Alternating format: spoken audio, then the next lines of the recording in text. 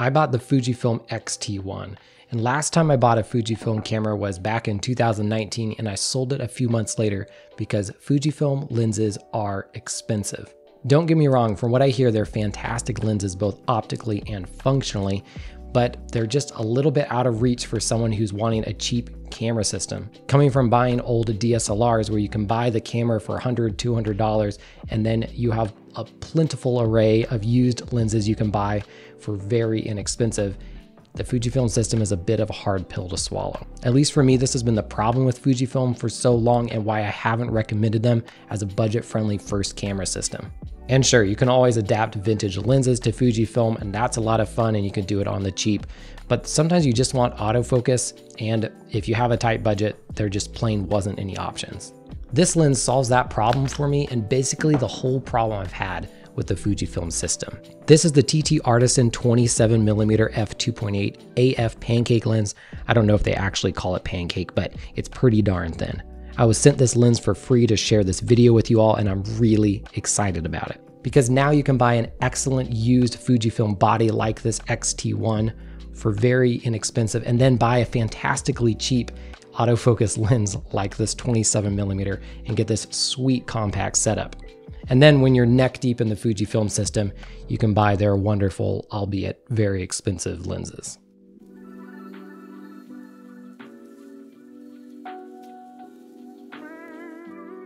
And the best bit is this lens is really, really good for $160. And actually, at the time of making this video, it's on sale now for $130, $140. I can't remember. Check the link in the description if you want to save some money. The handling of this lens is awesome. It's super light and compact, like I said, and it looks really sleek on the Fujifilm body. In the box, it comes with this little lens hood, which is adorable, but also really necessary. We'll talk about that in a minute. And also a rear lens cap, which doubles as a way to update firmware, which is really cool.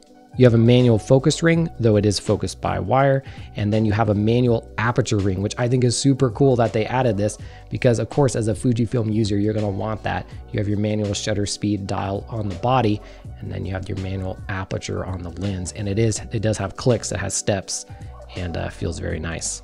Now, this is a 27mm lens, and that may seem a little bit random, but given the APS-C crop factor, that comes out to 41mm. Which is also kind of random. But that's basically like one of my favorite lenses of all time, the 90s era Pentax 43mm limited lens. Basically 40mm is such a great versatile focal length for walking around and taking kind of documentary snapshots. I love it for taking pictures of my kids. It's not as close as the 50mm, you gotta take in a little bit more of the environment, but it's still cropped in enough that you don't have to be right in somebody's face to take a picture of them. I think it's a really pleasant focal length and great for a walk around lens. Kind of a do-it-all lens, and if you pick up a used Fujifilm body for cheap and this is your first and only Fujifilm lens, I really don't think you can go wrong that way. It's also nice to take pictures of my kids because of the snappy autofocus, which even in this old body performs really well on this lens especially. The only time it really struggled was under heavily backlit situations, which is where this lens kind of falls apart. When you're shooting straight into the sun, all lenses are gonna have a problem, but this lens in particular shows some really strong ghosting, which, I mean, artistically, I think made these pictures look pretty cool, but is a little strong, and it's good to note if this becomes an issue. Now, this was being shot wide open, and it will have less effect as you stop down, but just good to note. And that this little lens hood, I did have it on, but it doesn't really do a ton to reduce that extreme effect. To me, it's not a deal breaker at all, especially for 150 bucks or whatever you can find this lens for. But it is something to be aware of if you plan to be shooting against the sun and just try to kind of frame your shots a little bit differently, or just embrace the ghost. Now, I know this lens isn't f1.4 or even f2, but f2.8 lets in plenty of light, and for most situations, that's plenty enough for me. And then honestly, once again, how much more are you gonna ask for a $150 autofocus lens for a Fujifilm? With this lens and probably many more like it coming on the way, it may be a good time to pick up an inexpensive Fujifilm camera. So check out this video I did on the Fujifilm X-E1, one of the cheapest interchangeable lens Fujifilm cameras you can buy. It's a fantastic little camera.